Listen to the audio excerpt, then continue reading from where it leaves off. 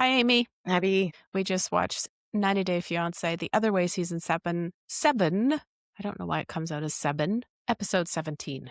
Any comments? I feel like it's just getting a little long in the tooth. hmm I think we're seeing the same patterns. Like these people are pretty much set in a never ending cycle that will continue to repeat itself long after we stop watching them. So I feel tired as well. Yes, yes.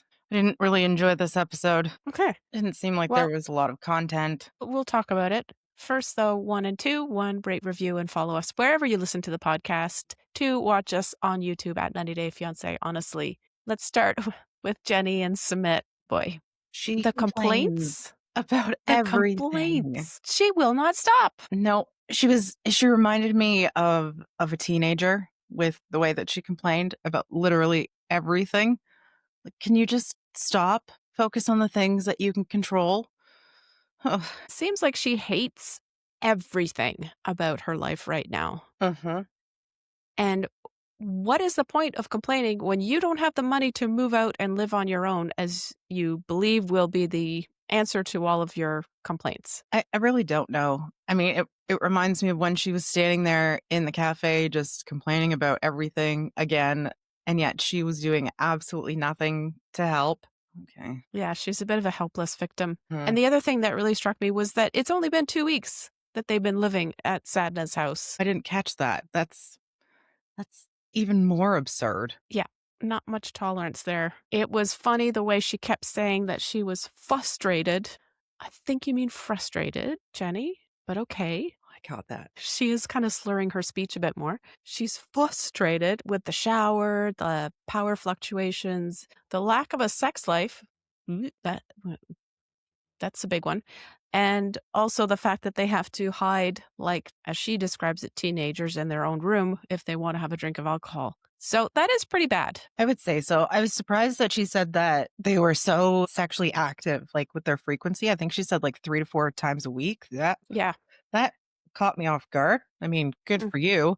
So I can definitely understand her complaining going from that frequency to nothing. Mhm. That would bother me as well. Or frustrated. I can't even say it. It just, oh, awful. And the way that they live in this room, just full of stuff. I was looking around to see what they have in the background, and it's what you'd expect, boxes and boxes of stuff from their apartment, but the amount of things that they have, I mean, the clothes is one thing that was just overwhelming, and then there was a complete coat rack, did you notice? That was full of bags, different sizes, different colors, handbags. I didn't notice that. Why do you need so many? I mean, it's full of purses. There must have been 50 of them hanging from this thing. I'm not entirely sure. I was actually just looking at my purse today and I noticed that it's almost threadbare, even though it's like fake leather on the inside. Well, maybe you should ask Jenny if she can let you have one of hers. Poor Sumit. He can't see a way out of this. Sumit He got them needs, into this trouble. yeah, he got them in, but he also needs to get them out. Yes. It's his mom that's the problem, even though Jenny is also the problem. He needs to build a bridge between these two women and figure out a way to get his mom to see their point of view. And he manages to do this at the family picnic, which was lovely. I thought it was just so sweet the way that they brought the picnic to the park and were all playing cricket. I cackled when they were talking about Jenny getting hit on the head with the ball and how, had it been a real cricket ball, Jenny would have died. Sadness laugh Yeah. made me absolutely cackle. The expression on her face with just like the little eyes darting to the side after she smiled as if to say, if only. Yeah. Yes, I caught that. But you know what Jenny didn't catch was the ball. No. I didn't realize that she won't even play board games. I understand that she's not sporty at all. She doesn't like to be athletic, but I had no clue that she limited that sportsmanship all the way down to playing cards or playing chess. What does she do all day? That's a She really can't good even play question. a game. Meow.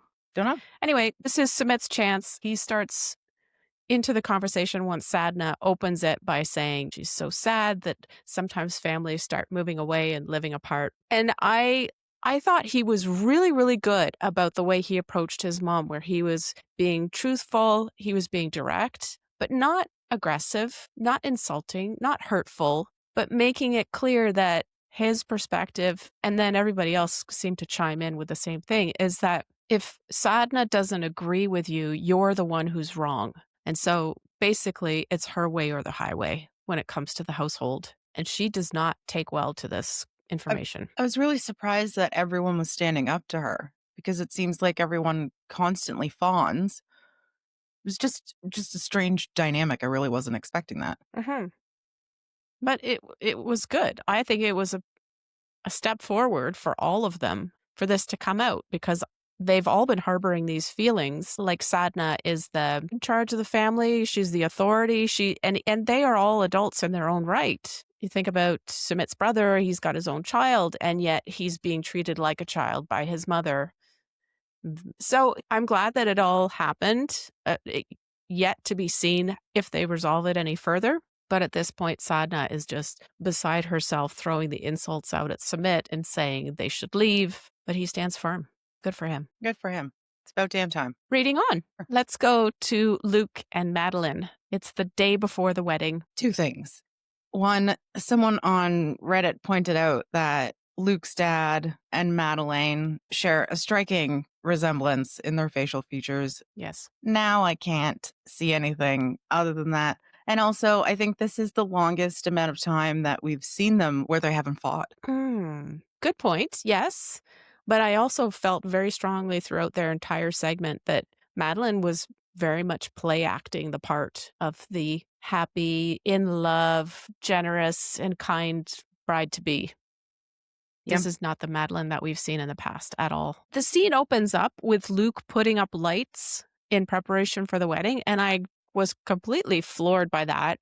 Where are all of these people in charge of the wedding stuff? Why is he doing it? I thought they just paid an arm and a leg for everything to be handled by the wedding planner and her staff.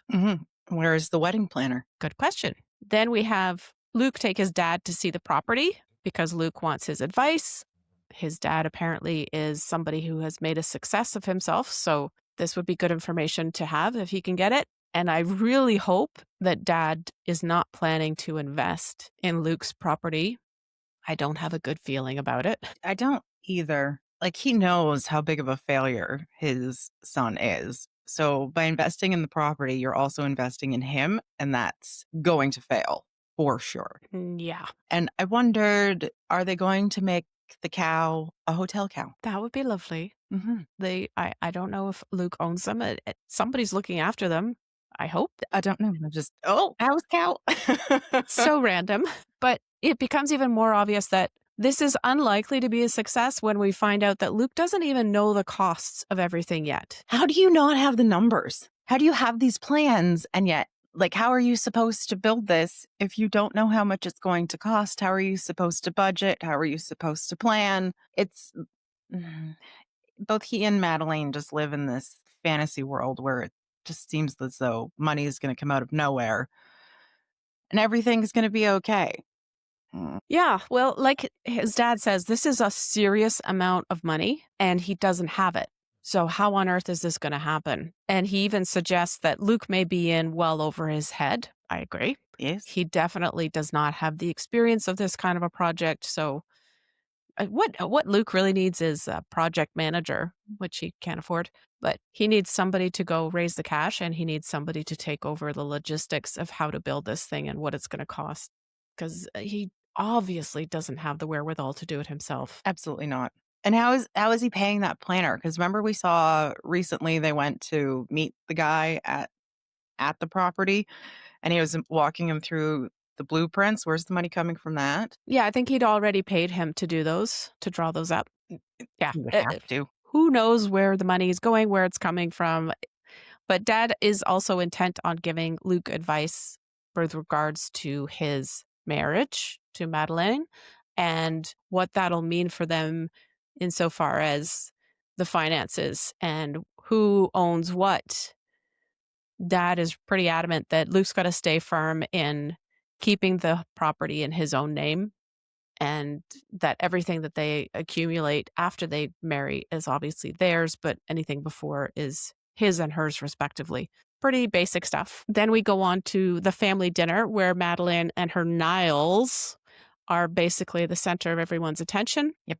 I thought the kid was cute, though. Madeleine is very definitely putting on a performance here. Afterwards, she and Luke's dad are left alone to have a chat. We know that Luke's dad wants to talk to her honestly about what things have been going on in her relationship with Luke. And the question that he leaves her with before we end the episode is this what you really want? My question is, what even is this? They're constant bickering about everything. Gosh, she's just so miserable. Yeah, it's a really good question to ask. I think yours is also a great question to ask, but I don't think that he's going to get an honest answer from her unless he provokes her to the point where she starts revealing her true colors, which may happen. And I hope it does because I seriously want her to show herself in her full rage to Luke's dad so that he can then tell Luke, no, you're not doing this. Forget about it. She's insane. My fear is that she's really good at pretending to be this perfect person. And she's so intent on making a good impression on dad that she's going to fake her answers and gloss everything over, say the things that she thinks he wants to hear. And then he'll be satisfied and they'll proceed with the wedding. And then she'll blow up at Luke later. Oh, no doubt. No doubt. Oh, show. Reading on. Manon and Anthony, but it's just Manon. It's Manon and her mom for this episode. I found it interesting that her mom said that she can see that she's become closer with Benjamin when she has absolutely no history. Like, how would she know how close she was to Benjamin before? Like, what basis does she have to come to this conclusion? Yeah, it's just the small amount of time that they've been living there so far, which is not much of a basis line, but okay. So she can see that there's some improvement. That's good. I thought it was kind of revealing when Manon says at the beginning that she's really not capable of sitting at home all day and doing nothing. She said nothing. Hanging out with your kid is nothing. Okay, right. Right. And the other thing about that, aside from what you just pointed out, is that nobody ever said to her that she'd have to stay home all day. It was supposed to be a balance work life, not you work all day and Anthony stays home all day looking after Benjamin. It's you guys find a balance where you're both working and you're both being at home together, if possible. But Manon is totally intent. Like, she has to be working. This is where she's at her happiest. And I feel quite strongly, even though she says later on that this is not going to be the case, that being a stay-at-home mother, which is what she's doing right now, is very, very temporary. I don't think she's ever going to change her colors. Like, this is who she is. Like her mom says, you always need to be doing something. And she's not satisfied with the job of motherhood temporarily, like part-time or full-time. It's not enough glory for her. No, and even when they had that dinner, she said, I have nothing. My success is my business. And yet she's sitting right next to her husband and her child. And I believe I asked at that point, is your family not a success?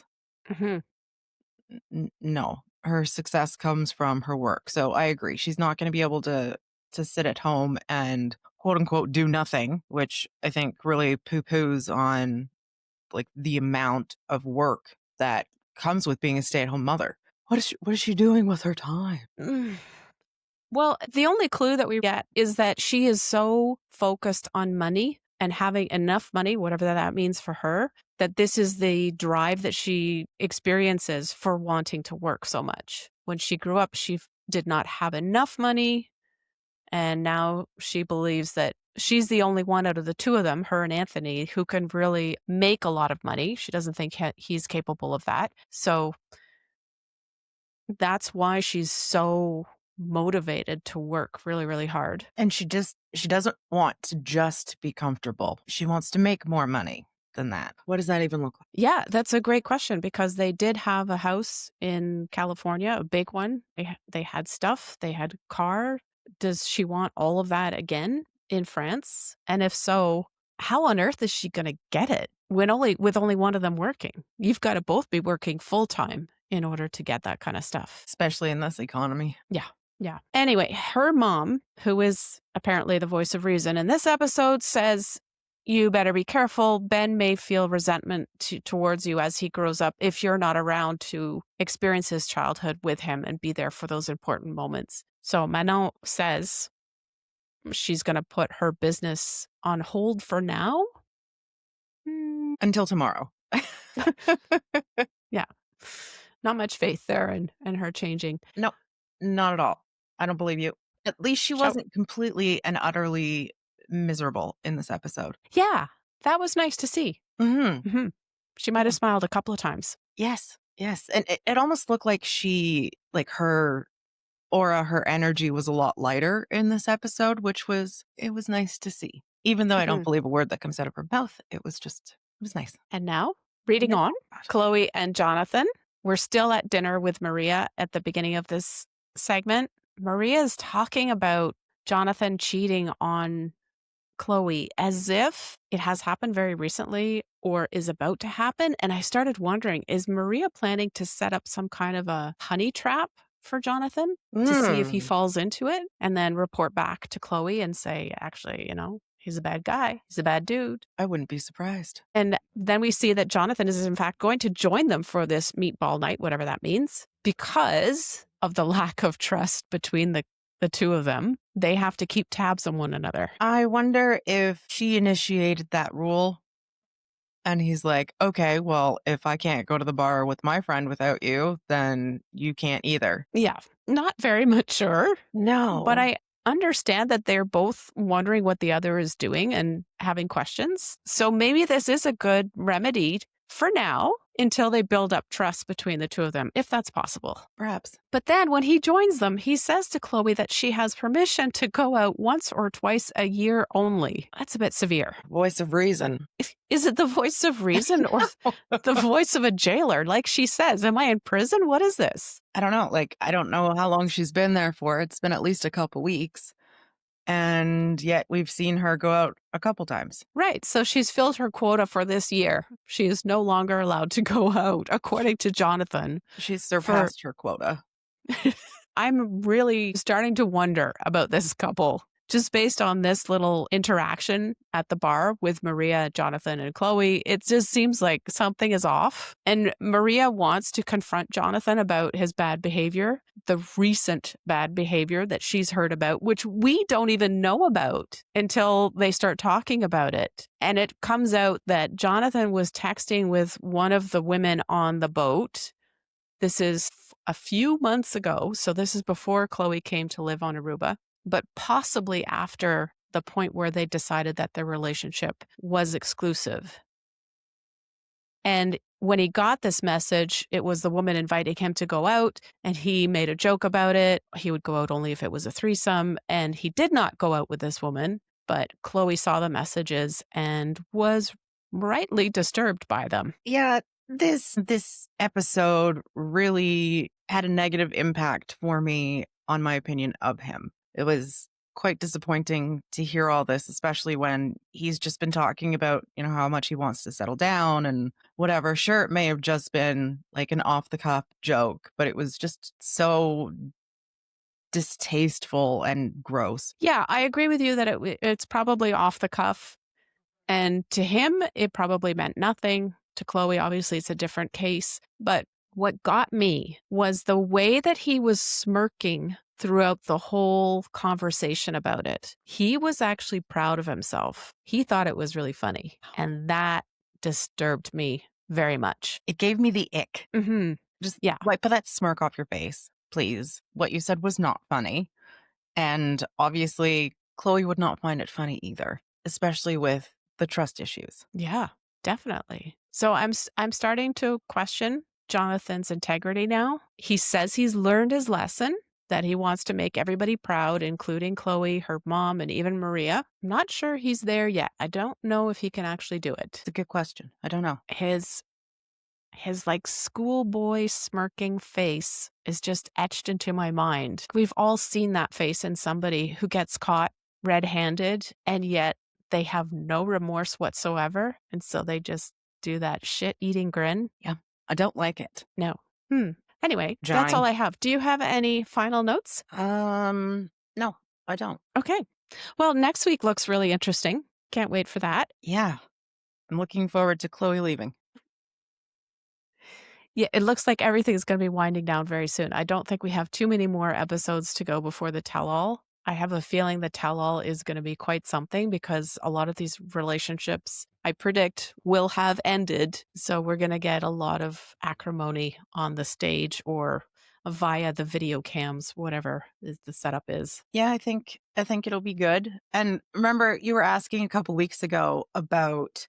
Remember, we saw Manon. She was pushing Benjamin in the stroller, and she was Yeah. complaining about the hill or whatever. Mhm. I think we're going to see that soon. Oh, goody. I look forward to that. Before we go, if you're enjoying the 90 Day Fiancé Honestly podcast, please subscribe to or give our show a follow. If you have an additional moment, please rate us and help other 90 Day fans to find our show. Thanks for listening. Thanks, everyone. Happy New Year and see you next week.